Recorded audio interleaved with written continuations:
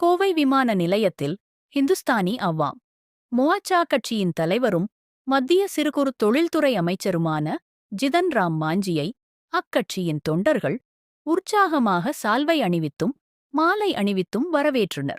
பின்னர் செய்தியாளர்களை சந்தித்து ஜிதன்ராம் மாஞ்சி பேசுகையில், இந்தியாவின் ஒட்டுமொத்த உள்நாட்டு உற்பத்தியில் ஜிடிபி எம்எஸ்எம்இ துறையின் பங்களிப்பு 33.31% உள்ளதாகவும், நாட்டின் உற்பத்தித் துறையில் 36% பங்கையும் மொத்த ஏற்றுமதியில் 46% பங்கையும் இத்துறை வழங்கி வருவதாகவும் குறிப்பிட்டார்.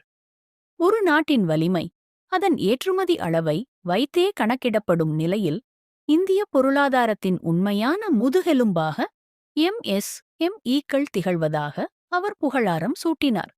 அலுமினியம் மற்றும் தாமிரம் உள்ளிட்ட மூலப்பொருட்களின் விலை உயர்வு தற்காலிகமானதுதான் என்றும், விரைவில் நிலைமை சீராகி பழைய விலை நிலவரம் திரும்பும் என்றும் தெரிவித்தார்.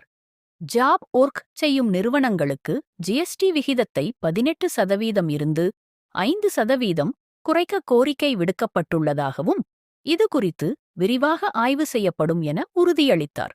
மேலும் விவசாயிகளுக்கு வழங்கப்படுவதைப் போல சிறு தொழிலாளர்களுக்கும் எம்எஸ்எம்இ கிரெடிட் கார்டு வழங்குவது குறித்த அறிவிப்பு அதிகாரிகளுடனான ஆய்வுக் கூட்டத்திற்குப் பிறகு வெளியிடப்படும் என கூறினார்.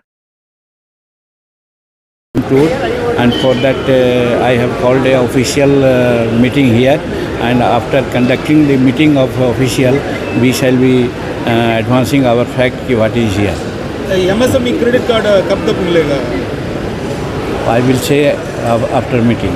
बजट सेशन के अनाउंसमेंट है, अब इम्प्लीमेंट अभी तक किसान कार्ड है ना.